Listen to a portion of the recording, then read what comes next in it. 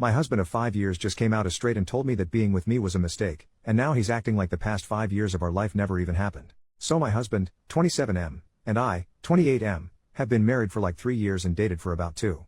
In total, 5 years of a gay relationship. We're two men, have always been two men, and I don't think that's going to change anytime soon. My husband and I have had a rather healthy relationship for the most part. Of course we have minor arguments every now and then, but what relationship is perfect? In the end we always resolve them and our affection would continue as normal. This is kind of why I'm really confused by what's going on with us. Why now? I'm a Christian. I know a lot of people don't like the idea of that, but gay Christians do exist. My husband was agnostic, not necessarily an atheist, just wasn't completely on board with any religion. And that's fine, I would have supported him if he found peace in literally anything. He didn't need to become a Christian, and honestly, as selfish as this sounds, I wish he didn't. I know this makes me sound like a terrible person, but he changed so drastically afterwards and I miss the man he used to be. It was a slow start. He asked me about verses from the Bible, we went to church, he even fasted for Lent. Christmas this year was much more than just presents, and I was happy that I had this piece of me to share with him now. I was raised religious and struggled with my identity. If it weren't for other queer Christians, I would have left Christianity. I was glad that I still had these things we could bond over, but it kept ramping up. All of a sudden, he's going to church more than I am, which is perfectly fine, is always carrying a Bible with him, and will randomly cite a verse when we're having political discussions. I've noticed his views have started to shift towards the right as well, and recently retweeted someone saying your body, my choice. You're a twink, women's reproductive rights don't concern you in the slightest? It kept ramping up. He started agreeing with the whole LGB minus the T crowd, and started spewing harmful rhetoric about drag queens as if we aren't friends with a bunch of them. When I told him that drag queens are much less likely to harm children than some pastors, he lost his shit saying I was a heathen and that his friends were right. This is the part that caught my attention. What friends? I asked him what he meant by that, and he started backtracking and just said he was tired and that we should go to bed. I was tired, and arguing didn't seem like it'd do us any good right now, so I put a pin in it and we got ready for bed. Our room has a bathroom connected, and usually we keep the door open. He takes a shower and makes sure to lock it, which was weird but I didn't say anything about it. If he wants to set this boundary down that's fine, but he could at least communicate it, you know? The next day is a Sunday, and he's already out of bed and I'm assuming at church. I get up and got ready, but once I arrived I realized he wasn't there. That confused me, so after the service I called him asking him where he was. He tells me he's in church, but I told him I was here too and didn't see him. He clarifies he means the other church.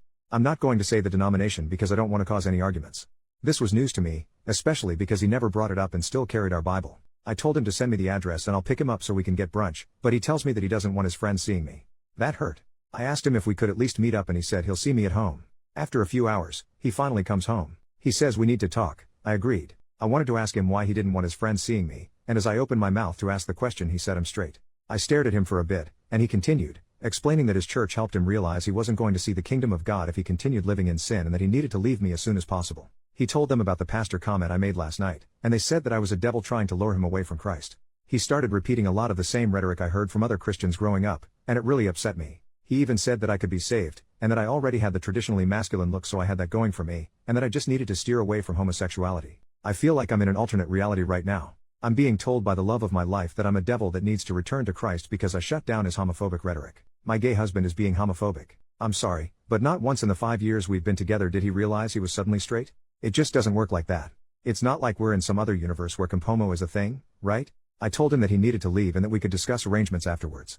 I still want him, I love him, but I have no idea how he could look at me with a straight face and tell me all of that. He started arguing saying that he didn't want to leave and that we could be friends, so I told him that I wouldn't be friends with a self-hating queer for the life of me. He packed a bag and left.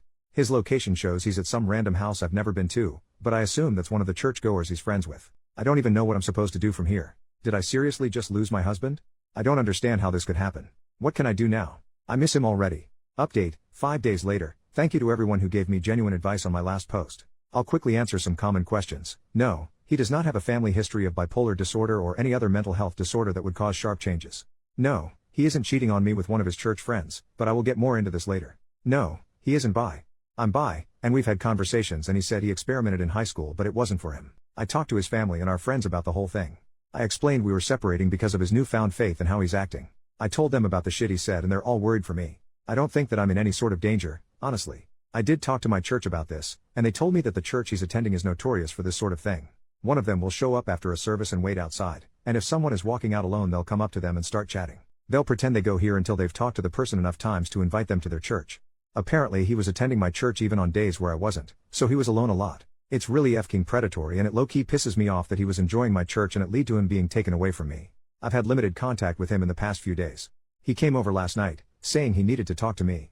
He didn't appreciate me contacting his parents, and assured me that he is fine mentally. I wanted to start asking all the questions I've come up with since he left, but I didn't want to overwhelm him. I know he didn't cheat on me because that was the first question I asked.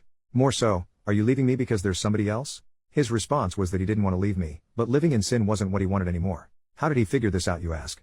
After grilling him for an explanation, he finally admitted that he tried to cheat. The guy who kept coming to my church and basically recruited him was apparently so attractive that he would listen to anything he said. So he tried to cheat, failed, and went the full 180 and has decided being gay is the ultimate sin. Not the fact that he tried to have an affair. This is actually going to drive me crazy. Finding out he wanted to cheat but didn't is almost worse, because it's like, seriously? You tried and got rejected? That's embarrassing as shit for you, and doubly embarrassing for me. I asked him if they knew he was married to a man, and he simply told them I was his gay roommate who turned him, and now that he's straight again I've gone off the deep end. He's an actual freaking liar. He showed me some Bible verses, ones that were just blatantly different from the ones in mine, and kept trying to convince me that I need to change too. He said that he still cares about me, and wants to be friends.